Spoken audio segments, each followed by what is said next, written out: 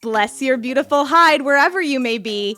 Get ready to raise a barn, cause an avalanche, and kidnap your future wife, because we are covering the 1954 musical Seven Brides for Seven Brothers, this time on Blind Spots and Second Thoughts.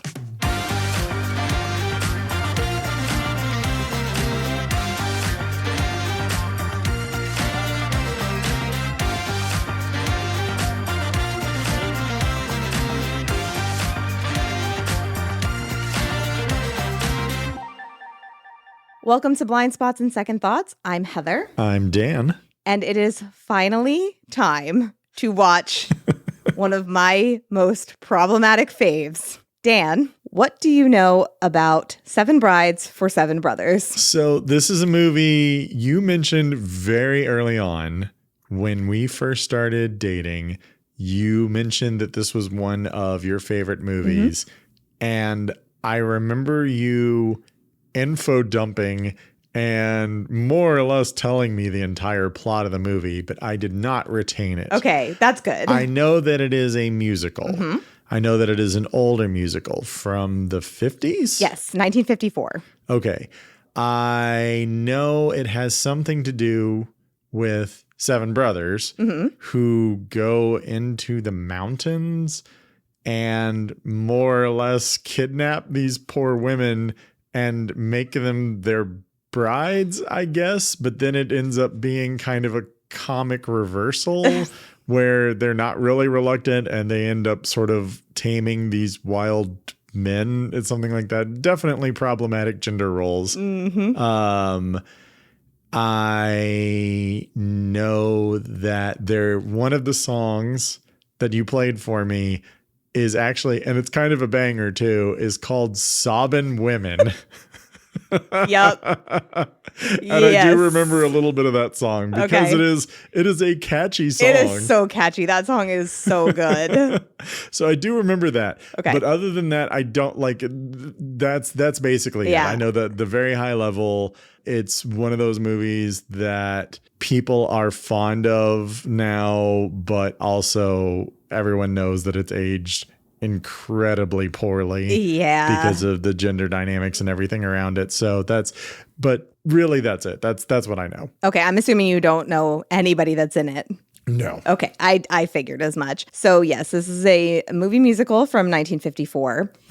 The movie was based on a short story called The Sobbin' Women by Stephen Vincent Benet, who was born in Fountain Hill, Pennsylvania, part of the Lehigh Valley region of Pennsylvania. Yeah, okay. I actually did not know that until I started researching for this episode. Where is Fountain Hill in Fountain relation Hill is it's near Bethlehem, Allentown, that area. So it's not far from where I am from. Your homeland. Yeah, my homeland, exactly. The short story, The Sobbin' Women, was based on a Roman legend, the rape of the Sabine women. Rape, of course. Okay, I've heard of that. Yeah, so rape, of course, not necessarily meaning exactly what we would know it as today. And sexual assault. Yeah, so we'll talk more about the actual legend after we watch the movie. Okay.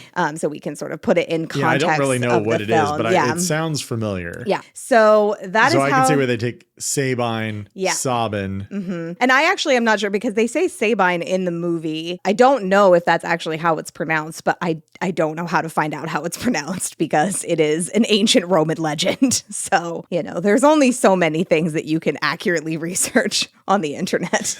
Right. This movie was directed... For a comedy podcast. Yeah, right. I mean, I wasn't going to deep dive that much into it. The movie was directed by Stanley Donen, I know this movie super well. I grew up watching it, which is how it came to be one of my favorites. I watched it from the time I was, I think probably before I was forming memories would be the first time that I watched this movie. Who in your family was the Seven Brides for Seven Brothers nerd? So my maternal grandmother was a musical fan. And so I think that I don't remember who showed it to me for the first time, but my guess would be that either she showed it to me or my mom did because her mother had shown it to her. So that is why, as I have grown up, I have realized the problems in the story, but I just have such a nostalgia for it. So I'm really interested to see what you're going to think of it. But going back to the director, who I did not know, had never paid attention any of the times I had watched the movie. I don't know his name. Was Stanley Donen. He was a director of other musicals, and he was also a choreographer who collaborated with Gene Kelly. Okay. He directed On the Town, Singin' in the Rain, and Charade, which all were selected for preservation in the Library of Congress. This movie, not so much. It actually was. Really? 4 of his movies were chosen. Seven Brides for Seven Brothers is in the National Library of Congress. Yes, for being culturally, historically, or aesthetically significant. Huh. Yeah. So interesting. Again, we can talk about some of these things a little bit more after you've seen the movie. This movie won an Academy Award for Best Scoring of a Musical Picture, but it was nominated for 4 other Academy Awards, including Best Picture. Really? Mm-hmm. Huh. Yeah. In terms of who was in it, I'm not sure who you are going to know. So there are obviously at least 14 people in this movie. Yeah, that tracks with the math. 7 Brides and the 7 Brothers. So most of the actors in the movie were known for some stage work, musical work, and some of them were professional dancers. So they didn't necessarily do a lot of other acting. So I don't know if you're going to actually know them. But in terms of people who did more mainstream work, but in the 50s and in that time period, right, were Jane Powell. So I don't know if you know who she is. I do not. Ruta Lee, who was a character actress and is still appearing in things to this day. She was her last credited role was as herself as a guest judge on RuPaul's Drag Race. Huh. Yep. Howard Keel, who would later have a recurring role on Dallas. Russ Tamblyn, who was in West Side Story and is also the father of Amber Tamblyn. Oh, okay. She was in Sisterhood of the Traveling Pants. And both Russ and Amber appeared in Django Unchained. Huh. I found that out. I did not know that. And then I would say probably who I would think is the most famous person who was in the movie is Julie Newmar, who was Catwoman on Batman, the TV series. One of the Catwomen. There were several. Okay, well, she was. Because Eartha Kitt was also one. Okay, yeah, but she was, I guess, one of them. Right. Yeah. And also the titular person in To Wong Fu, Thanks for Everything, Julie Newmar. Yeah. Also a movie I have not seen. I haven't either. Funny. I do think it's funny. This is the second movie that you've led for the podcast, also directed by a former choreographer. Yeah, well, 2 musicals, so I guess that makes sense. Mm-hmm. The movie premiered in Houston. Really? Yes, in July 1954. A week later, it had a New York premiere, and then the U.S. premiere date was December. So many months before it was, I guess, released nationwide. Well, movie releases were done differently back then. That's what I figured. Wide releases, didn't necessarily play out the same way that they do in the modern era. Still, that's interesting that they premiered it in Houston. Yeah, I was surprised by that. Huh. The movie made $5,526,000 in the U.S. and Canada, which is equivalent today to just a little over $64 million. And it's not bad for a musical. And that earned a profit of $3,198,000, which is about $37 million today. So what do you think you're going to think of this one? I don't know. I'm not a fan of this era of filmmaking. We talked before about how when we did Citizen Kane, we talked a lot about how Citizen Kane feels like a modern movie because it did invent a lot of modern things, but a lot of Citizen Kane's influence really didn't catch on until the late 50s, early 60s. And then you have the auteur revolution of filmmaking in the 60s and the 70s. So there are good movies from this era, but there's a lot of stuff that is not very entertaining to me. It's not to my taste. I do like a good musical, but I'm picky about musicals. We did Hairspray for the podcast, and I shared my thoughts there, but it was fine. It was it was okay. I was entertained, but I'm also not gonna like go out of my way to watch Hairspray again. I'm curious about the quality of the songs. If they're all as good as Sobbin' Women, then at least the songs will be good, because I do remember that song and it is very catchy. So if the music is up to snuff, then at least that'll make the movie a lot more watchable. We'll see. I will reserve judgment, but I'm not really optimistic about how I'm going to feel about it. That is very fair. I would ask that you keep an open mind going into it. And I really hope that you still respect me after we watch this movie. I mean, look, everyone has guilty pleasures. I understand. We're acknowledging that it probably has aged like milk in not terribly great ways. So I'm kind of curious. I do wonder if it'll be enjoyable in a what the shit kind of way, like just watching it and just going like, oh, what, really? They did that? So I wonder if there'll be fun moments like that. And that might be kind of fun too. I hope it's not, I guess the worst thing that a movie can be to me is boring. So I hope that it's not boring, because there are a lot of movies from this period that are boring. So I guess that's the one thing that I'm really hoping it's not. Okay. I think we need to just dive in and watch it. All right. Well, let's do it. Now say it plain, Millie, and to your face. I don't like this marriage. Oh, Reverend. I don't know you or anything about you, and I feel responsible. Millie's like a daughter to us. We're her only family. But, Reverend, ever since I came here, you've been after me to marry. A girl had no right to stay single, you said. The country needed to be settled. We meant you to marry one of our young men, Millie. You had your pick with them. I tried. Again and again I tried. I'd say yes to one of them, and then an awful sinking feeling would strike me right here, and I couldn't do it. When I said yes to him, I waited for that feeling, but it didn't come. I feel just fine. I feel so good I could cry. Oh, I think it's wonderful. Love at first sight. Alice, what kind of talk is that? You're determined, Millie? Yes, Reverend. Then step forward. All right, so we have now watched Seven Brides for Seven Brothers. I think my first most important question is our wedding still on? I'm not sure, to be perfectly honest. Okay. Why? That's my main question coming away from this, is why? It's hard to say. Why do I like it? Yes. I mean, there are still things about the movie that I like. The back half of the movie is not great, and it was tough to watch. And it was tough to watch seeing it through the eyes of someone who was seeing it for the first time. So yeah, I'm not gonna try to defend what happens in this movie. I mean, I am going to defend maybe some of the elements of the movie, but certainly not the fact that these guys abduct these women. I can understand that if you are watching it as a kid. If it's one of those movies, growing up, I can see there's fun songs and there's slapstick elements to it, and these are things that are appealing to kids, and it's got a sort of easy to follow story that's pretty simple and straightforward. So I can kind of understand where, if it's a movie that you watched a lot growing up, how you could be Stockholm syndromed into just like the women.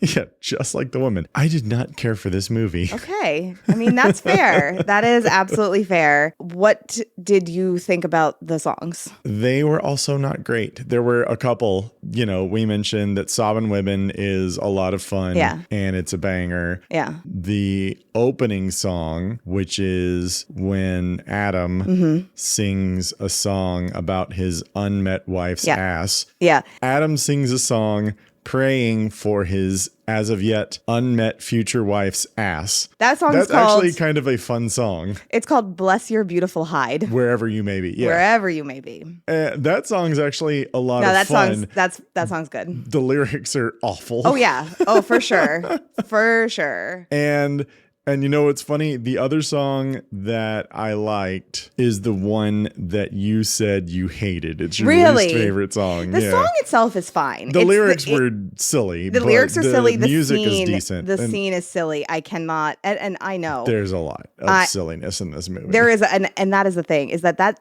the silliness of that song, which is Lonesome Polecat, it is too much for me to abide. I can abide a lot of silliness, but that is just too ridiculous for me to enjoy. But that was it, and I did not care for the rest of the songs. Okay. Oh, I like June Bride. Yeah.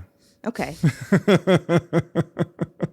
I love the dance scene at the barn raising. Oh, I hated that scene so much. I was so bored to tears. You know, it is. I love it. It's really good dancing. I mean, it's weird. There's some weird dance moves in there, but like, I don't know. I feel like it's really dynamic. There's a lot happening, but it does go on too long. That I think is certainly true. But I like a lot of the parts of that dance scene. I was so bored. The whole time? Or just in that scene? That scene especially, but that scene really did just completely grind the movie to a halt, and I don't think it recovered. All right, well, see, like... There was momentum before that, at least, and I was, if nothing else, I was entertained to see what was going to happen next, even though I wasn't really enjoying it. But then that scene, the barn raising scene, just stopped the movie in its tracks, and I really don't think it recovered. I feel like it is known for that scene, that is the scene that people are like, this was excellent. This was wonderful dancing. If you if you are a choreography person and that's the element that you like about musicals, then I can 100% see that. I'm not. Yeah. I am not that guy. So yeah, it didn't appeal to me, and I was just bored. Okay. So it may interest you to know some of the things that I found out when I was researching the movie. I already mentioned that this movie was nominated for several Oscars, including Best Picture. It was chosen by Library of Congress. It was ranked by AFI as one of the best American musicals of all time. How many were on that list? 25. Oh. And it was 21 on the list, but it was still in the top 25. And it currently has a Rotten Tomatoes score of 89% with the popcorn meter score of 87%. That is wild to me. Yeah. The Rotten Tomatoes makes a little bit more sense, especially if they're contemporary reviews. But yeah, it feels like this is the kind of movie that is being propped up by generations. It feels like people who are coming to this new with fresh eyes in 2025 are not going to have the same reaction to it as people whose parents and grandparents loved this movie. That's fair. And I think that that's probably because a lot of people, I'm sure you would know better than me, but I would think a lot of people have not even heard of this movie, let alone seen it. I think that's true. When I've mentioned this movie to people, I would say most of them have not heard of it. You can also tell the version we watched had not been given a lot of love. Technicolor movies can be very bright and very colorful. And there were some scenes that seemed like they had been given a little bit of love and they had kind of that pop to it. But then there were some scenes that just looked very dull because I don't think the studio had given really any kind of budget to restoring the print or making it look good.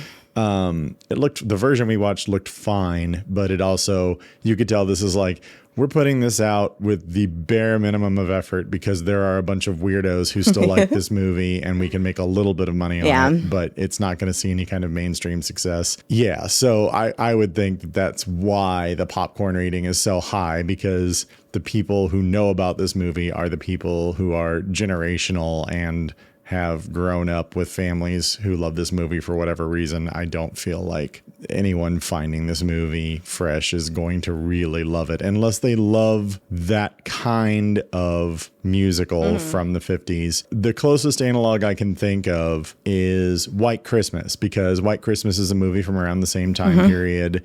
It is a musical. It's also something that you grew up loving and enjoying. We're not going to do it for the podcast because that is a family tradition for you. So we've watched that movie a bunch already. That's a movie that also I don't love White Christmas. We're gonna find out how many of your family members listen to this podcast by me outing myself by this. Yeah. I don't love that movie, but it's not bad. But it's also like White Christmas is a threadbare excuse of a movie that is just barely connecting together a bunch of Irving Berlin songs and dance numbers and coasting almost entirely on the charisma of its cast. Mm-hmm. And that's why what works about White Christmas does work, because the cast is, great. They're all great at what they do. The one sister who dances and the one sister who sings. Yep. Bing Crosby and Danny Kaye are both, you can tell why they're stars. Yeah. And if you like Irving Berlin music, it's not my favorite, but if you like Irving Berlin music, then it is a smorgasbord of Irving Berlin music. So it works because all of those separate elements are classic in their own ways. They have really fantastic choreography, really fantastic sets. And I don't think this movie, Seven Brides for Seven Brothers, has much of that at all. Like, there's not a lot of star charisma or power. There's the plot, yada, yada, yadas over so much. There's just so much that just happens in between scenes that you are left as a viewer to just suss out on your own. And you have 3 kind of enjoyable songs, maybe 4 if you count the June wedding one, and then a bunch of either mediocre or bad ones. You have a very extended choreography sequences that are not necessarily for everyone. And I don't know, it doesn't feel like there's a lot here. And I can kind of see why it is. It's definitely those people who like it. It's going to be like a cult thing at this point. I don't think that this is not something that I would expect to be playing at like a legit revival. Like, you might see it at like an Alamo Drafthouse sing along or something like that, because of even that, I don't think there would be enough people who would go. Yeah. So I did not care for this movie. Yeah, I'm sorry. I've gotten that. Yeah, no, that is clear. Yep. There was nothing. Just the couple of songs and really nothing else that you liked. I'm not mad that I saw it, because it's good to know from like a cultural perspective and kind of understand more of film history. I like film history. I like seeing things. So knowing that this is out there sounds so sinister. It feels sinister.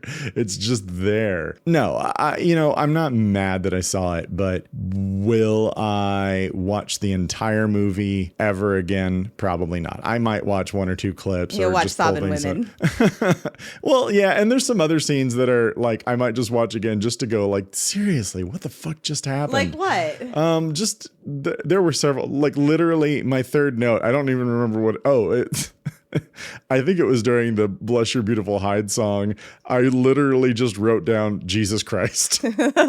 You said Jesus, Adam, multiple times during the viewing. The movie is, you have a pack of feral ginger incels who one of them just lucks into marrying the woman with the lowest self-esteem in this stupid Oregon town, takes her back, turns her into a domestic servant, and then she somehow inspires the rest of the crew to go kidnap a bunch of women. Well, that's the plot of the movie. It is. I mean, I don't think she doesn't knowingly inspire it. She is not in support of them doing that. And I will say, and I know that this is probably influenced by the fact that I know this movie so well. I've seen it so many times, and it's burrowed into my brain in that place, like the underdeveloped place. It was in there before my brain fully developed. Yeah. After she turns the brothers into gentlemen, well, more polite guys at least, I think that they can be charming. I really do. But again, in that they're charming in that way that people in the 1950s thought people in the 1850s were charming. I guess. I don't know. I like the brothers.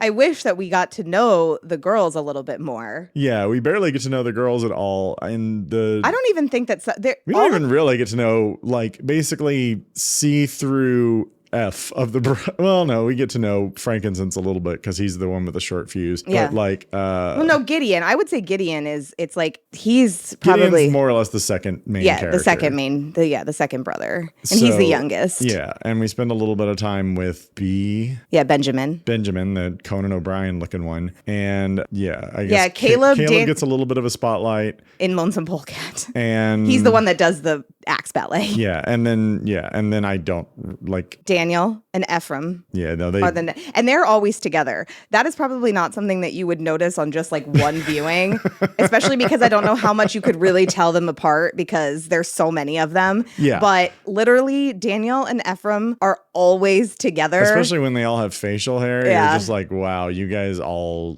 are just everyone is just a giant ginger. And it's like, I don't have in the barn raising scene when they are being like attacked, all the brothers are getting hurt by the town. I call them the town boys in my notes.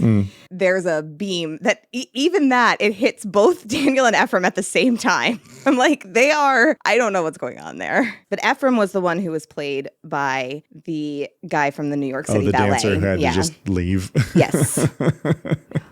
I did look into that, and he was called back to the ballet before filming was completed, which is why there's a stand-in in one scene. I didn't deep dive into the research on this, but I will tell you that reading through the Wikipedia article, there is nothing on there about controversy around the subject matter of this movie, which I do have to imagine is because a lot of people have not seen this movie or even heard of it. It had really positive reviews at the time. The one negative review that I saw was basically it got on my nerves. Which is fair, to be perfectly honest. But that same person was like, it had some good dance scenes. So, it was well received at the time. And I think it has just not gotten enough of an audience to really attract any criticism. I mean, it is 100% a movie that you cannot divorce from when it was made. Mm-hmm. We recently talked about Citizen Kane, and Citizen Kane is a movie that, even though it is very time period specific, it feels timeless. It does feel timeless, yeah. This movie does not. You could not make this movie today. Exact opposite of it. Well, for several reasons. Yeah. Not just because it doesn't work as a movie, but also just, I am positive that this movie contributed to setting back gender relations for straight people for decades. I don't think that's fair if nobody, well, no, because people did see it at the time. It was a very popular, as you pointed out, it was very popular at the time. So it's there was this one. movie probably had some very pernicious influence, and it's not great. It's really confusing. Again, I can only explain it by just developmental psychology that I love this movie because I am a feminist. And so like you would think that I would, and I did. I mean, I did. It's been a while since I watched this movie all the way through. And the abduction scene is rough. It is rough. I did not like it. I cannot say that I liked that. I don't know. I think we should get into it. I did find these were slogans on movie posters for this movie in 1954. Caleb kidnapped Ruth. Ben borrowed Dorcas. F encircled Martha. F. Just F? F. Yeah. It just says Frank. F. No, Ephraim. EPH. Ephraim. All right. Gideon grabbed Alice, Dan decoyed Liza, Frank fetched Sarah, and Adam abducted Millie. Those were the promotional posters. Adam, that's not even and he true. Did, yeah, Adam did not abduct Millie. But they were not trying to hide that this movie was going to be about. Wow. Yeah. Oh, 1954 must have been a wild time. Yeah.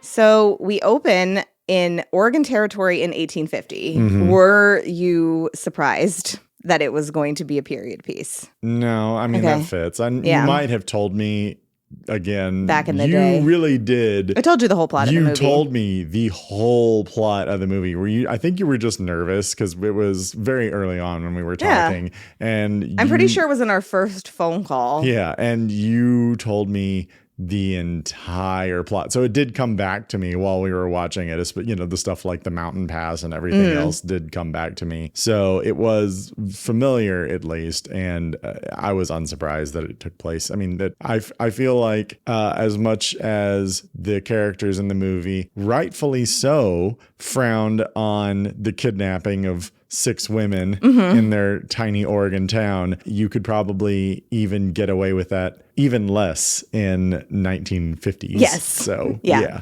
This is the second Heather movie that we've watched for the podcast, and it is the second period piece musical because Hairspray was also a period piece. All right. Well, I see we're hitting on a theme here. Yeah. Not intentionally. I guess that's just my thing. So Adam Pontopee is a backwoods farmer who has come into the little town to trade. Is the town ever named? No. Okay. Anyway, he's coming into the unnamed town to trade, and he is determined to find a wife. He is determined. He is asking around.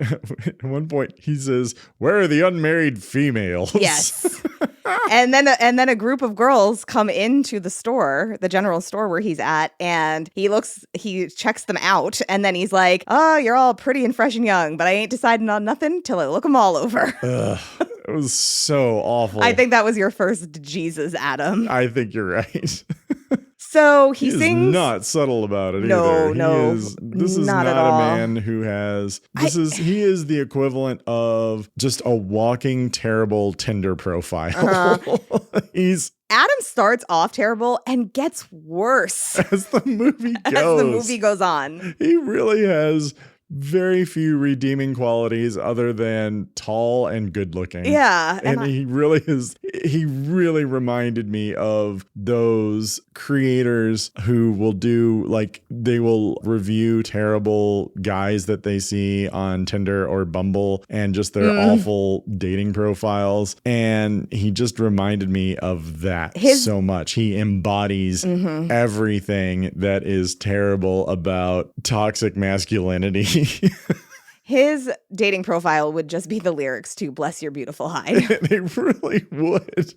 It's so bad. And he sings this as he's walking around the town just ogling all of the women. And just singing about them and to their faces. Yep, pretty much. And they're all wrong for some reason. Yeah. But then he sees Millie chopping wood and he's like, "Oh, she can chop wood. This is good. This is great." And he goes in and she's cooking at the bar. At this point, do we even know Adam's name? He does say. So I found I know the dialogue of this movie and the lyrics to the songs very well. But as we were watching it, I was wondering if you were catching everything because I feel like a lot of the dialogue was hard to hear. It was kind of muffled. Yeah, so I do the sound think quality wasn't amazing, but I don't remember catching on to Adam and Millie's names right away. Yeah. Well, nobody. And I was wondering if they even knew each other's names when they went to get married. Yes. So Adam does introduce himself to her when she's milking the cow, and he's like, "How about we get married?"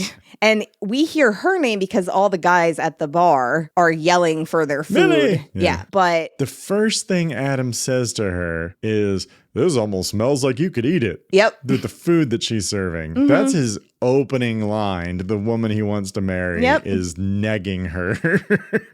Well, yeah. I mean, worked. Sometimes that works, unfortunately. Oh, Millie, you could do better. Well, she is enamored with him immediately. She just likes a tall ginger. That's I guess. Like she's not even, she doesn't know anything about him except that he's tall and has red hair and is kind of a dick. Yep. That is it. So he's like, "All right, so she can chop wood. Let me try her food. Food's good. Okay, she's my wife. I'm gonna propose to her over a cow." And she agrees. So We didn't, I want to stop for a second because I do want to say the Bless Your Beautiful Hide song. It is more or less the incel version of the song where the kids wish for Mary Poppins and Mary Poppins. But he introduces himself. Yeah. And she agrees to marry him. Yeah, they have a conversation where he basically just bullies her and is like, "Yeah, well, I could court you, but I don't have time for all that." And she's like, "All right, Makes I guess." sense. She's like, Okay. that's fine. God, Millie. And apparently, like, she's rejected a bunch of suitors. Oh yeah, when they get to she's like, I've been to the altar before, and every time I got there, I had cold feet. Yep. That's basically what she says. And this time I don't have cold feet. You're just lonely and horny, Millie. Yeah.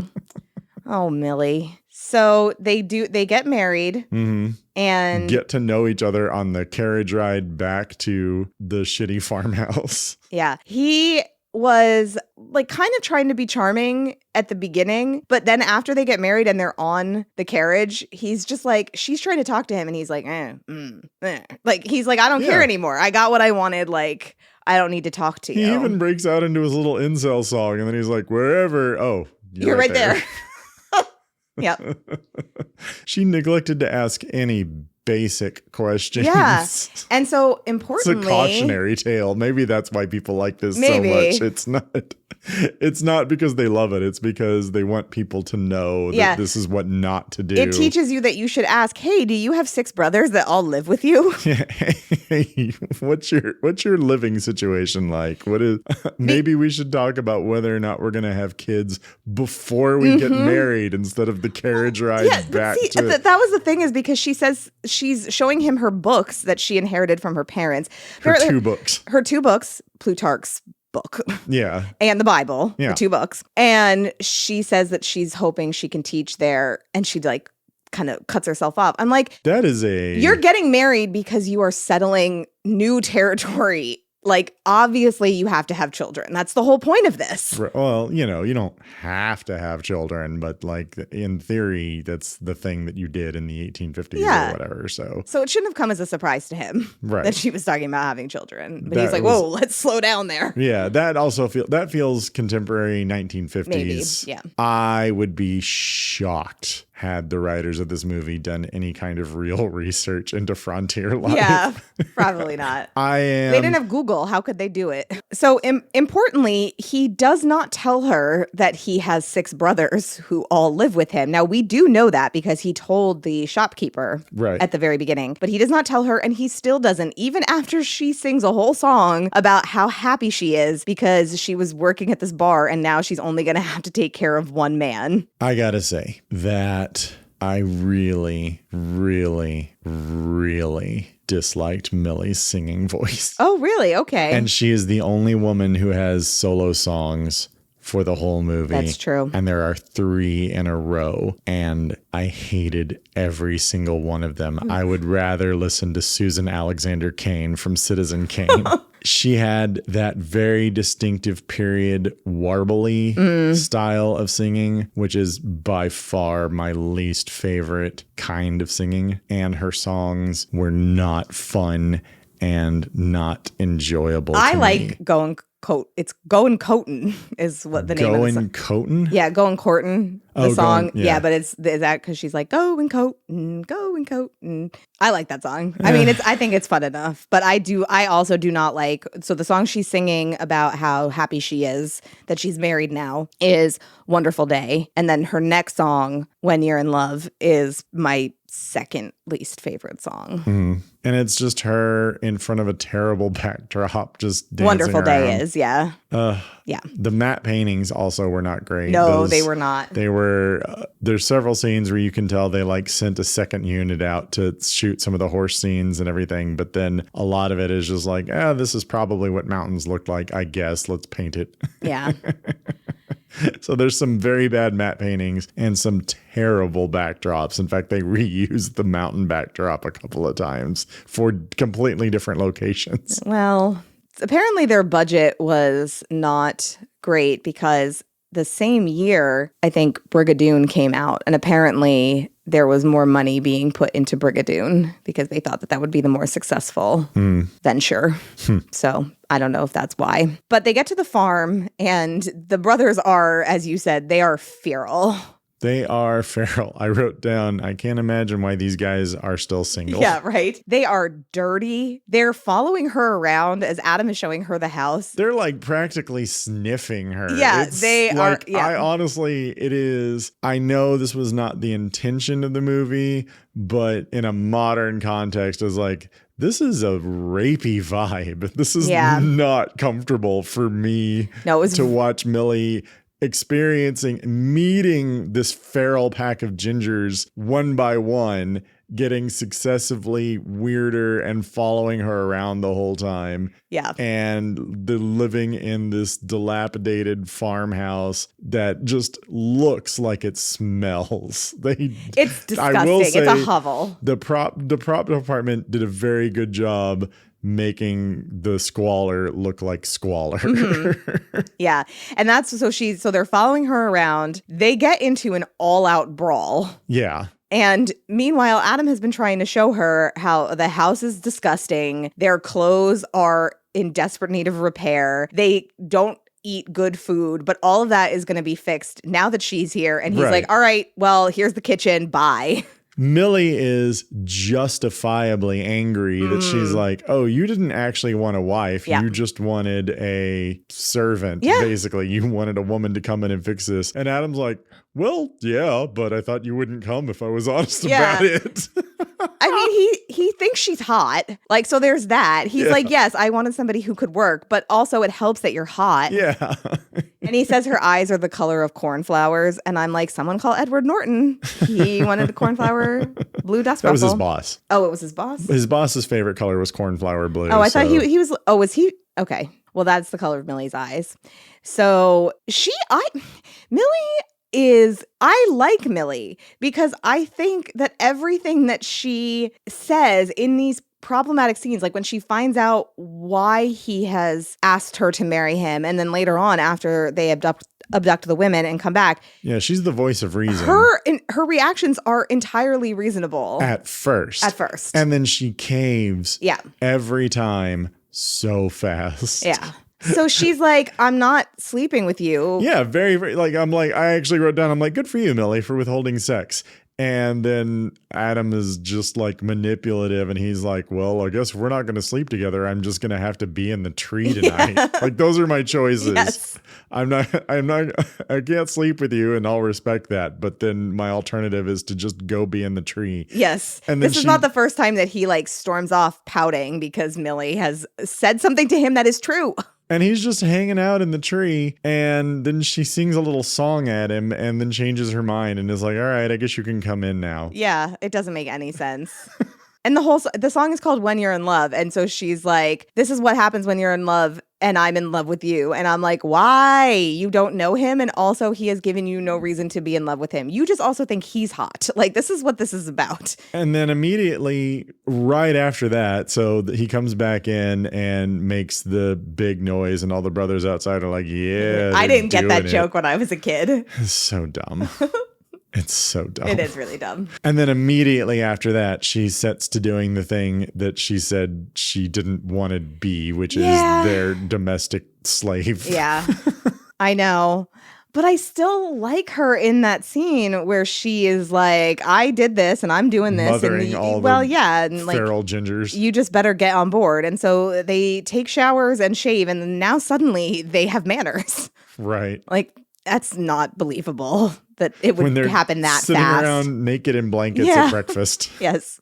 And she's talking about how handsome they are. It's very uncomfortable. It's a very weird scene. There's the gender dynamics of this movie are so fuckety. It's just so weird. It really does feel like people who watch this in a developing state, it probably did mess with them in a lot of ways. Sorry.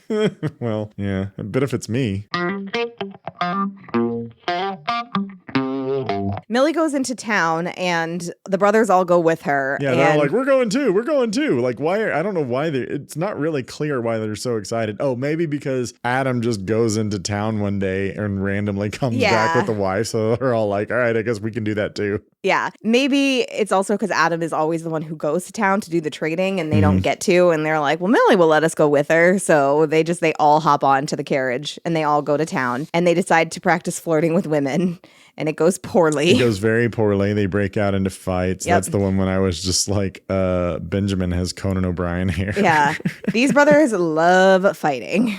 They are fighters. They're scrappers. To be fair. They didn't start the fight. But they 100% finished it. And also they are a menace to the town. Yes. Because they punched the guy through the poor general store Yeah. window. Yeah. So it's bad. It's bad. And Millie's mad, which she should be. But then they go home, and I think it's Ephraim who had started the flirting, and he says, "What did I do wrong, Millie?" And instead of being like, "Well, you got into a fight and punched someone through a window," she's like, "This is how you court a woman." And then they sing the And then they Going sing Courtin' Going song. Courtin'. And I wrote down the Going Courtin' sing probably single-handedly set back a generation of straight people relationships. Well, so I do think it's catchy enough, the song, but there is a moment in the song there. She says, "Here's a little feminine advice." And the advice is bonkers because it is roll your eyes and heave a little sigh, grunt and groan like you're about to die. Yeah, no, it is the worst. It is that horrible relationship advice of pretend that you're uninterested and neg her. And it's just basically everything that is terrible about straight people relationships that, you know, people are working to unwind after decades of terrible relationship advice. And it's all just condensed into one catchy little song. At least she's not horribly warbling during this one. That's true. 'Cause it's not a ballad. Yeah, it was bad. Well, and it goes from going courting to going dancing. And then she teaches them how to dance, which most of the actors playing so 4 out of the 7 were professional dancers. And Russ Tamblyn, who plays Gideon, had a background in gymnastics and tumbling. So the only brothers that were not trained dancers were Howard Keel, who plays Adam, and Jeff Richards, who plays Benjamin. So you can see Benjamin's sitting out for most of that scene, and it's partly because there's an odd number of them and they're dancing together, but it's also because he cannot dance. So they had to give him a chance to dance. And then again, in the next scene, they also get more of a chance to dance, but they're like, all right, we're gonna go court some women, and we're gonna do it by dancing and using this flirting advice Millie gave us. So I call the next scene, the Rainbow Brothers go to a barn raising. Well, they get all cleaned up. It's like a month later, right? Yeah. And then they get all cleaned up. Gideon mentions that he dipped his hands in lye and lost a fingernail. And I'm like, he gave himself chemical burn, like from Fight Club. We are talking about Fight Club an awful lot. There are connections. There are connections. We have the Seven Brides to Seven Brothers Fight Club Saw connection going. Yeah. Let's see if we can draw the line there. Yes, I love it. Because I feel like watching this movie might be a jigsaw trap. I want to play a little game. Gideon is supposed to be like 14. Why is he finding a wife? No, I don't think he's supposed to be that young. He seems so young. He's very naive. Russ Tamblyn was 20. He was? Okay. Yeah. And I think Gideon is maybe just supposed to be a little dumb.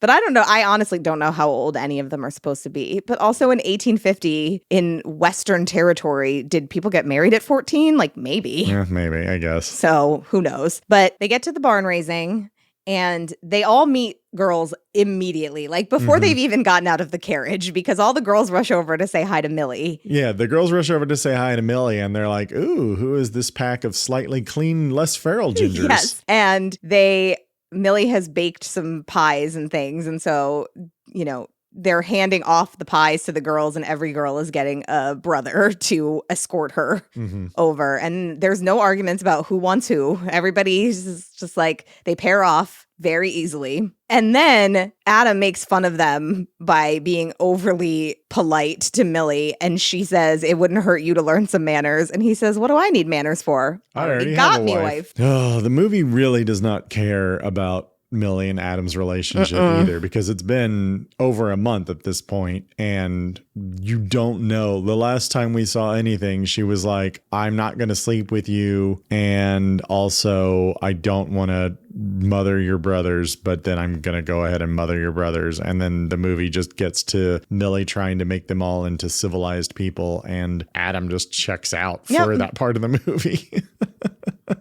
So it is unclear what their relationship is at this point. Well, Adam was in the scene. He was there at the very beginning before they sang Going Courtin', where she starts trying to give the brothers advice. And Adam's just like, don't bother. They're the worst. Yeah, pretty much.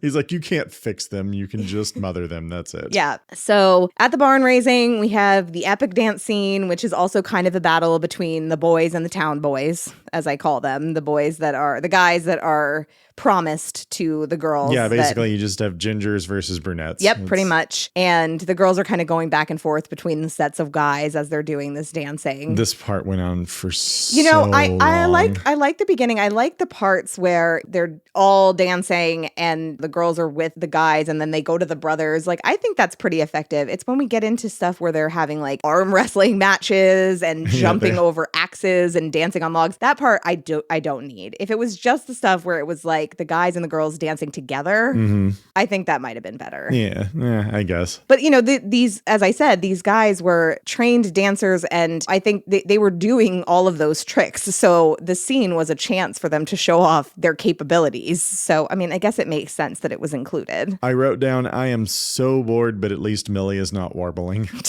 There's no singing. There was no It's singing. just dancing. And the girls are into them because the dance scene ends with them all pretending they're going to finish the dance with their guys. And then they run over to the Ponapis and jump into their arms.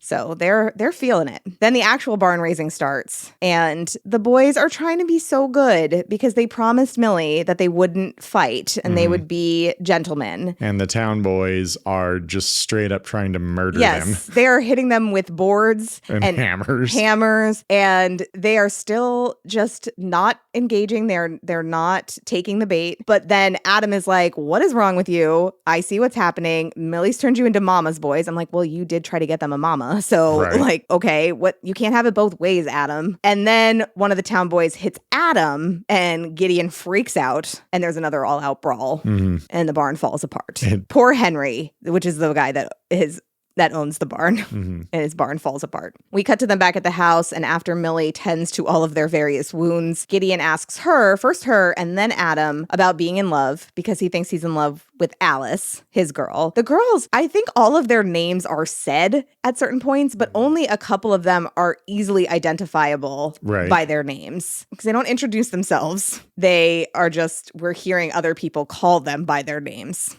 But Gideon's girl is Alice. He thinks he's in love. He talks to Adam, who sings a reprise of When You're in Love, the song that Millie sang to him in the tree. Just the worst advice. Well, yes. And it ends with my least favorite Adam line in the entire movie. And he has a lot of terrible lines where he says, if you don't get this girl, there'll be another one. One woman's pretty much like the next. With his wife, Millie, standing right behind him she in has earshot. been listening to him sing the song and she's all heart eyes because she thinks that he's like, oh, he's in love and now he's teaching Gideon about being in love. And then he's like, one woman's pretty much like the next. And she's like, shit, this is my husband. She is not happy about that. No, and which she should not be. That is horrible. That's what I'm saying. Like Adam is the worst. He says some terrible things, but that is my least favorite line. He is just the personification of everything that can be awful about a dude. Yeah. In one character who is ostensibly the lead of the movie. At the very, very end, I think that he's supposed to get a little bit of a redemption arc. I think it's really unearned. It is 100% unearned. But we'll get to that. Now, the boys sing Lonesome Polecat. Yeah, and that's the song you said you did not care for. It is, the choreography is silly and ridiculous. The song is not bad. No, the song is, I mean, the lyrics are so not great. Silly. Yeah. But it is, I think, the dancing that accompanies it, where they are just slowly sawing logs and then they start just swinging axes dangerously. Caleb does an axe ballet. And it looks so stupid that I can't with it. So I hate that song. I hate that number. But basically the point of it is that they're sad because they don't have women. So Benjamin tells Millie that he's thinking about leaving the farm. And Millie goes to Adam and she's like, Benjamin's leaving. If he leaves, the rest of them are going to start leaving. And I wanted them to have wives and kids and have everybody hanging out here. Yeah, Millie has just full on Stockholm syndrome herself at this point. And it's not, and she did it herself because it's not like Adam was putting any goddamn effort into anything. Here's the thing about Millie is that even though I agree with your point that she said that she wasn't going to do this and then she does it, like, I understand her allegiance to the brothers. Like, I think that their relationship is better than her relationship with Adam. They take her advice. They're care fond of her. They're fond of her. They seem to care about her. They made a promise to her and they really try very hard to uphold it. I understand why she would want them to stay. Because if they leave, she's going to be stuck with Adam alone. Oh, Jesus. So I get why That's she's dark. upset. Yeah. That is really dark. So she tells Adam that she's worried about this, and she says that they're grieving for their girls. And Adam's like, why? They met them one time. And I'm like, Adam, you are horrible. He's like, why? They met him once. It's like, that's what you did. Exactly. Adam goes to the barn. This movie just making me angry. Talking about it is making me angry. Adam goes to the barn to buck up his brothers, who are all draped morosely around because they are sad, lonely boys. And this is where he tells them about the Sabine women. Yeah, the other book, the one that's not the Bible. Yes. It is. So it's in the Plutarch book, and it is an ancient Roman legend about Rome was growing rapidly, and there were not enough women they were worried that the civilization was going to die out because there weren't enough women to, continue populating. Mm-hmm. So the Romans tried to go to neighboring towns and ask if they could marry, the women in the neighboring towns, and they were told no. So they're like, well, we're going to do it anyway. And so they kidnap the women. So it was Romulus was the leader at the time. And they went to a festival where, there was Romans and some of these other neighboring communities. And the way that he let them know that it was time to kidnap the women was by rising and folding his cloak and then throwing it round him again. I'm like, that's so dramatic. As far as secret signals go, that one's pretty subtle. That's true. It's estimated that they kidnapped more than 30 women. Oh. And then a lot of the neighboring towns declared war on the Romans because of what they did, and they were all defeated. And then finally, the Sabines declared war on the Romans. And when they got there and they were all fighting, the women were like, everyone's going to die, and we have kids now, we're married, this is what it is, basically, and we don't want our kids to be stained by patricide. And so if you're going to be mad, you should kill us instead, because it would be better for us to die than to be widowed or fatherless. Uplifting story. Yeah, totally. I mean, modern historians think that this probably did not happen. Probably not. But this is the story that Adam tells them. And he's like, you should be like them. They didn't let anything stop them. Yeah. And then they sing the best song in the movie. With the worst lyrics. With the worst lyrics. The lyrics are awful. Worst message. But the song is slaps. Banger. Yeah. It is a lot of fun. It's so good. Easily the best song in the movie, and it is terrible. Yeah. And they are revved up to go. That gets them excited, and they immediately go to do some kidnapping. Yep. They cannot wait to go kidnap some ladies. And so they go into the town, and now you knew that this abduction scene was going to happen, but it is. I did not know it. Well, I didn't know how bad it was gonna be. It is a combination of they make it seem slapstick, but then as soon as every time they throw a blanket over a woman's head and carry her off screaming, it never gets better. No. And I'm pretty sure they also murdered 2 men while they were doing it. Well, they hit that one guy who comes back later and is like, they all jumped me. Yeah, but like they hit him with like a shovel, right? Or like a hammer or something. And then the other one, there was another guy who got taken out. Oh, too. yeah, but I think that was just by Frank's fist. He like bops him on the head and then kisses the girl. Oh, yeah. Oh, my God. She's about to kiss her bow. Yeah, and Frank knocks him out and kisses her instead. And then she opens her eyes and she's like, Frank! And then he throws a blanket over her head. Jesus, it's so really awful. bad. It's really, really bad. And then there's just a cart full of screaming, distracted women, and just the boys are laughing, overly excited. They are feral gingers, thrilled by what has just occurred, and that is truly the most unsettling part about it. Is that these women are so distressed, and they're like, "Ha ha ha! I can't believe we did it. We're getting married tonight." To be fair, the rest of the town is not terribly competent. Their response plan is to have a guy hit a big ring. Well, that's to gather them. The big bell to gather them and be like, oh, we got to stop them. But well, so the most sinister part of the plan is that they are prepared to, the Ponape brothers are prepared to trap these women for real because they go through this pass, which we had earlier established. In the winter, there are avalanche risks. And so the men hold their hands over the women's mouths to keep them from screaming and crying and causing an avalanche. And then as soon as they are through safely, they let them go and start shooting guns. yeah, they brought guns to this kidnapping too. Now, I don't know if we're supposed to believe that they brought the guns in case of altercations with the town boys or if it was because they were going to use them to help cause the avalanche. Either way, it's not great. No. It was also very surprising. I was like, oh, they were armed? Yeah, they were armed, but they are shooting the guns and they cause an avalanche. And so now the town boys and the town dads cannot get through. Also, there is no way that avalanche didn't kill anyone. Like, that was a bad avalanche. Well, because the townspeople were fairly close to them. Yeah, and then they're like, oh, I guess they're on the other side. It's fine. But I'm like, no, they were like right there. That was like a Fury Road ambush. They should not have been unscathed by the avalanche. And now the song was very aptly named because these women are sobbing.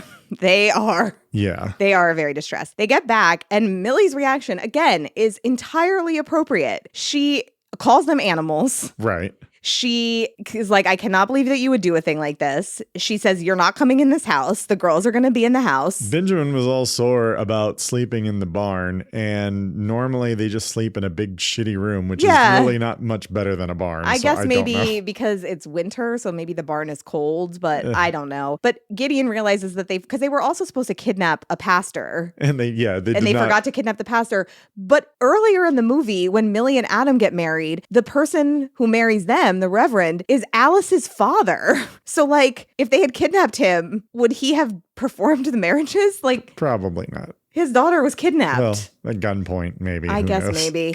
But they didn't bring him, so now they can't get married. Yeah, that's the one flaw in their plan. Yeah, totally. So all the brothers... Everything else went smoothly. God. All of the brothers go to the barn except for Adam, who's like, I'm going to talk some sense into Millie because she is overreacting to this kidnapping. And she is basically like, this is not how you treat people. You got me really easily, but that doesn't mean that that's how it's supposed to work. And I hate you, basically. Yeah. And so Adam's like, well, I'm going to go to the trapping cabin and I'm going to stay there for the winter because I can't be here because my wife is mad at me for kidnapping a bunch of women. It's really ridiculous. Yeah. So back at the house, Millie is giving the girls tea. She's like, there's nothing like a cup of tea. I'm like, they've been kidnapped. Because the tea's not going to help. But also, what else does she have to offer them? Mm-hmm. Nothing really. There is one scene where the girls are mad at the boys and they are throwing snowballs at them and they pushing are like snow Home onto Alone them. Trapping them while they're working. So that is for us to be like, they are not liking being kidnapped and they are doing pranks. And then, they're doing pranks on the boys. And then in the next scene, it is the guys coming for like extra stuff. Like they start coming one at a time. Yeah. And at least two of the girls react so hornily. Yes. Yeah, that's it. So there's like one. Two of them are just uninterested and just like reading or whatever. But then like two of them, one of the blondes especially, she is just ogling every single ginger that darkens that door. Yeah.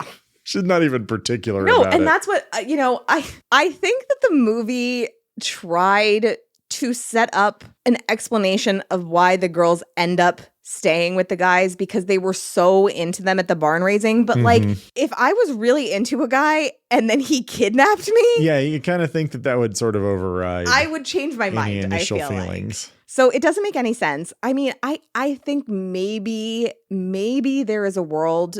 I mean, I don't know. There's really not. There's I want to know how you were going to finish that sentence. There's no way to explain why they would stay with these guys. But I think that it could have at least been better if we had some scenes. They don't even apologize. Right. You know? It's like, we know the girls are mad because they're throwing snow on them and dumping water on their heads. Oh, and also Millie is reading them the story of the Sabine women. And I'm like, that's fucked up, Millie. Well, she has 2 books. That's true, I guess. But And they I'm all just know like, the Bible. yikes. But that's the very next scene. And the guys are coming and the girls are all like, ooh, the guys. So they're already like, we don't care anymore about being kidnapped. We're into these guys. So then we cut to another scene with the girls. They're in the boys' bedroom in their underwear. And they are bored and restless because they are trapped. And it's winter and they start squabbling and Millie comes in and she's like, I need you guys to help me because I am pregnant. I am having baby. And they're all super excited. And that leads them to fantasize about being married and having babies themselves. And they sing June Bride. Julie Newmar is so horny in this scene. She's like rolling around like. She's like, do you imagine which bed you're in? Yeah. Which brother's We're bed sleeping you're in one of their beds. Some of the girls are like, Young stop Julie it. Newmar was pretty hot. Yeah, she was. Her waist was so tiny for as tall as she was.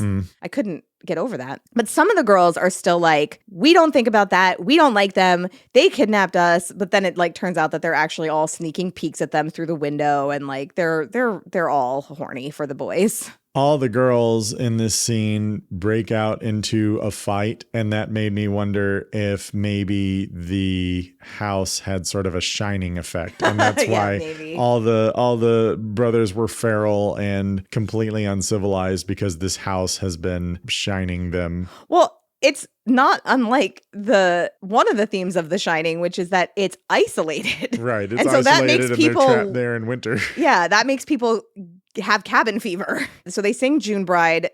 Also, Millie is not showing, but she's supposed to be having the baby in spring. Well, we don't know what month it is because it is Oregon territory. And I think, they sing the song where they're counting down the months. So I think that we're supposed to think it's like maybe October. So it kind of makes sense. That feels I think it tracks. early for all of that snow. I guess Well, it's the mountains. Yeah, it's the mountains. And I know so little about Oregon. And also like global warming.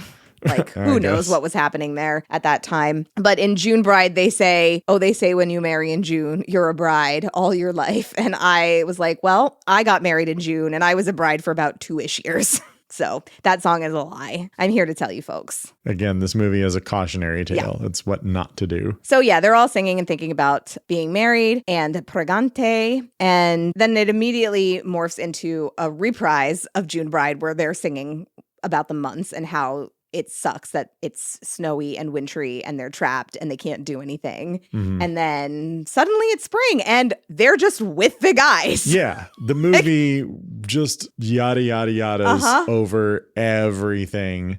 And all of a sudden it's just like, all right, we're cool. And as I have said several times, I love the barn raising dance scene, but it is so long and perhaps some of it could have been cut out to include a scene where the guys apologize to them for kidnapping them. Just maybe. I don't know. And this scene is also funny because they bring out all the animals because it's spring. And there's one particular shot where you can practically see that they just released a bunch of doves from a box. Because all of a sudden the doves just explode from this one place off screen. So you're just imagining this poor stagehand with just like probably a bag full of doves because it was 1950 whatever and they were not caring about the ASPCA or anything. So yeah, it's just like it's probably a couple of dead doves in the box in the bottom of the box. That's horrible, but also probably true. So yeah, so they sing spring, spring, spring, and it's all about how they're happy it's spring. There was a scene with a bunch of baby goats, and that just made me think of Severance. Yes. I was like, is Lumen Industries involved in this? So while they're all singing and cuddling baby animals, Ephraim comes to tell them that Millie is having her baby. And we cut to the boys pacing around the house while the girls run up and down the stairs getting supplies. And then we hear a baby crying and Gideon faints. Yeah. Because I'm an uncle. He's an uncle. And we have no idea how old he is, but he's an uncle. Right. Gideon goes to the trapping cabin to tell Adam that Millie has had a baby. And Adam is a sexist doofus about it because he's like, I don't believe you. She's trying to trick me. And Gideon is like, do you even know her? Like, she would not try to trick you. And I'm like, you are right, Gideon. And also, she doesn't want you to come back. The movie completely just did not care because, again, the last time that we had any kind of conversation about Adam and Millie's relationship, Millie was withholding sex and saying, I don't really want to be a mother to your brothers before being a mother to their brothers. And then every other time we see them interact, Adam's just being a dick to her. And there's not really any scenes where we see that they are getting along or have reconciled or have decided to live as husband and wife. Yeah. And take to the bed together. But they have. So apparently they have. Millie but pregnant. The first time we learn that is when she tells the horny girls in their underwear that she's pregnant. Yes. So correct. It's the movie really just is just like, hey, this is happening. Yeah. So Adam doesn't know that Millie doesn't want him. I mean, he doesn't know her. So he's like, she wants me to come back. And Gideon's like, no, she doesn't. Yeah. But you should, because you should come and meet your daughter. And he's like, a girl? I might have known she'd have a girl. Yeah. God, Adam is just the worst. Gideon rightfully punches him, but it is also the saddest little punch ever. Well, he's a baby. He's very small compared to tiny. Adam. But and it is young. just very sad. Yeah. So we see that the pass is now open, the avalanche is cleared, and the town boys and the town dads are gathering to go chase after the girls. Adam comes home, and that is how the boys and the girls learn that the pass is open, because that's when he said he would be back. So they know that the boyfriends and the dads are going to be coming for them, but they don't want to leave because they love the boys now. Apparently. Yeah. So Adam convinces his brothers that they do need to return the girls to their families because that's the only way that they can hope to salvage marriage out of this situation. And they're like, we'll fight him. And Adam's like, you're going to kill their dad or their brother. And like, that's probably not going to be great. So they're like, okay, you're right. And then Millie's like, hey, the girls have run away. And so the boys go off to reverse kidnap them. It's such a dumb scene. But of course, this is not relevant to the scene at all, but this is the first time I noticed the painting of, I guess, the family patriarch by the stairs. I didn't notice it. It is such a terrible painting. It looks like a fifth grader did it. No. So it's like a painting of just this guy. He's not a redhead, so I don't know who he's supposed to be. Maybe their dad or grandfather or something like that. But it is just it doesn't even look like a portrait. It looks like a cartoon. It looks like they hired some kid off the street to just like paint this guy and hang it. And it's so, I've literally never noticed that. That's so funny because it was so distracting to me because it just looks so bad. And I think it's hilarious as many times as you've seen this movie that you never noticed it. I did forget to mention that when Adam comes home, he does meet his daughter, who they name Hannah, to continue on. We didn't mention that the brothers are Adam, Benjamin, Caleb, Daniel, Ephraim, Frankincense, Gideon. So ABCs and Bible names. So Millie's Bible names, and they stopped at G. Yeah, so H is next, and it's a girl. Apparently his dad wanted to go through all 26 letters. Right down to Zachariah. Ugh. Yeah. So they named the baby Hannah, and Adam he's changed now because he found out that he had a daughter, and he started thinking about how he would feel if someone kidnapped his daughter. And so he can empathize with human women now because he's a father. A father of a girl. God, just everything so bad. Yeah. I mean, that is still a thing that people do. This movie should be retitled Straight People Are a Menace. Yeah, well. Yeah. That at least rings true, though, because there are still, when I hear someone today say, like, I can't, I'm not standing for sexism. I have a daughter. I'm like, shut up. People do that. I know. And I think a lot of it is a direct result of this movie. Adam taught people to say, I can't be a misogynist if I have a daughter. Oh, it's so bad. Yeah. It's just the worst. But that is how they reconcile, Millie and Adam, and they kiss. Mm-hmm. And that is when he goes out to tell the boys, like, hey, we got to return the girls. And the girls run away. Ridiculous slapstick scene. And the guys are re-kidnapping the girls who don't want to leave. Yeah. They're kidnapping the girls to take them back so they can continue their relationship. No one has a conversation about any of this. And then the townspeople come up and see. And they misinterpret it, of course. Right. It looks like they're trying to keep them hostage and the girls are trying to escape, but really they want to stay. And so they all end up in the barn. They hear a baby crying. Yeah, They the hear Reverend baby hears the crying, baby crying. Hears and baby he's like, Hannah crying. Oh no, because Yeah. he assumes the worst. Yeah. Which, I mean, I guess I don't The know. timing doesn't really work on that, but yeah, all right. But that's why I'm like, unless Adam and Millie conceived like the night before the kidnapping, and then they're like, they got them, the boys got the girls here, and they immediately I feel like impregnated that them. math. I guess probably not. But also, why does the Reverend assume it's one of them? Like, he knows there's a married couple on the premises, Right. So whatever. But he's like aghast that one of these girls could have had a baby. So everybody ends up in the barn and there's struggling going on. And then the town dads get there and they haul off the guys and Threatened to hang yeah, him. one of the girls is like, what are you going to do with him? And they're like, we're going to hang him with the rest of them from the nearest tree. And all the girls are crying, but they don't say anything. Like, no, don't hang them. We like them now. They just think cry. it was funny. Right before this scene, all the guys are carrying rifles, and Adam's like, someone's bound to get hurt. It's like, you're all armed. Yeah, right? It's so dumb. It's so bad. So the girls are not going to try to stop these guys from all being killed. They're just going to cry about it. But then the Reverend gives them the chance of a lifetime when he says, okay, before anything happens, I heard a baby crying. Which one of you had a baby? And they're all looking around at each other like, could this be the answer? And he's like, don't be afraid to tell. And then he says, whose is it? And they all say, mine. Their I am Spartacus moment, I guess. Yeah. And then it cuts to a 6-couple wedding ceremony in the house. Which is unclear. Is it that that was enough to get everybody to stop and say, hey, what's going on? And then they say, oh, we actually like these guys now. We're fine. We've forgiven them. A lot of stuff happened off screen. Or is it that it is a shotgun wedding because they are all stupid and don't understand that they couldn't all have one baby. They could all collectively have one baby. I have always interpreted it to mean that they're like, wait, it can't be all of your babies. So why are you saying that? And then they're like, because we love them and we want to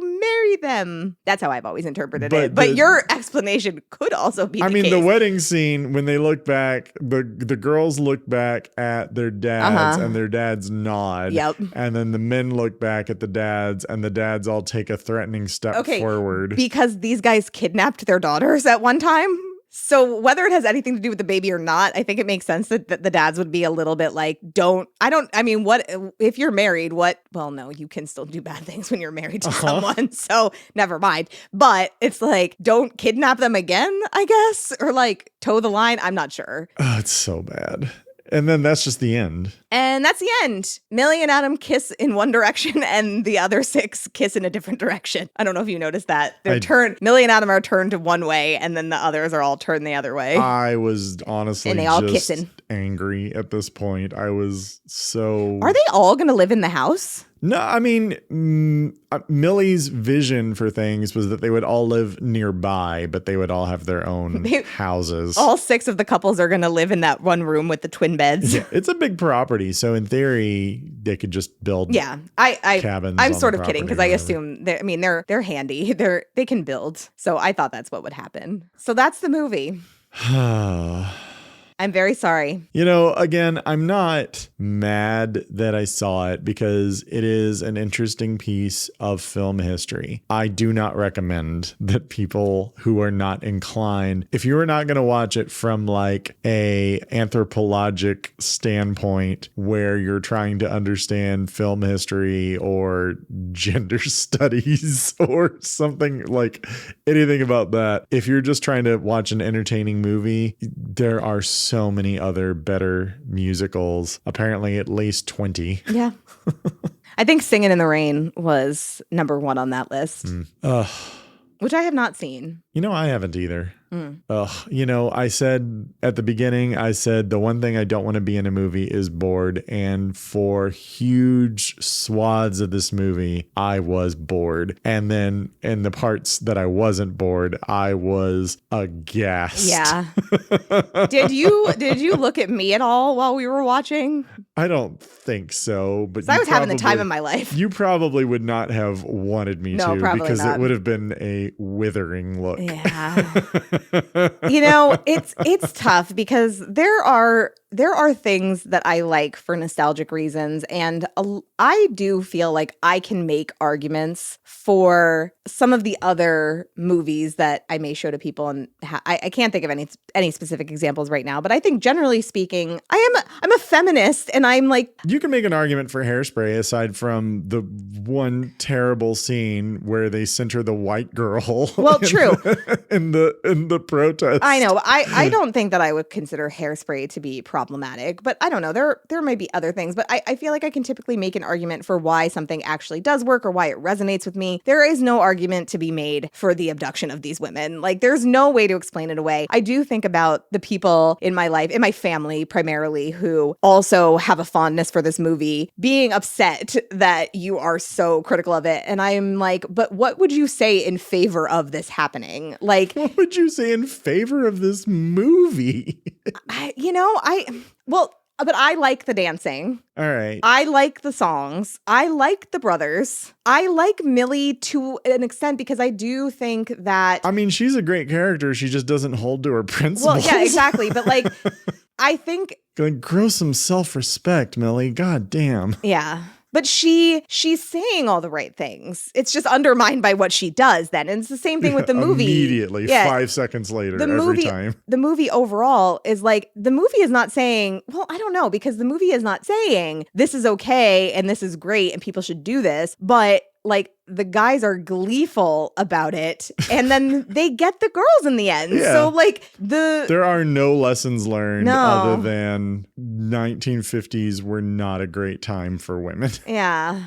Apparently this is something that I learned in researching the movie, is that there was a rewrite on the script because the original script was not resonating with, I can't remember who it was in the production process that was just not feeling it. And so they brought in somebody else who did a pass on the script and said it was basically all Adam driving the plot and wanting to get his brothers married off, and Millie had nothing to do.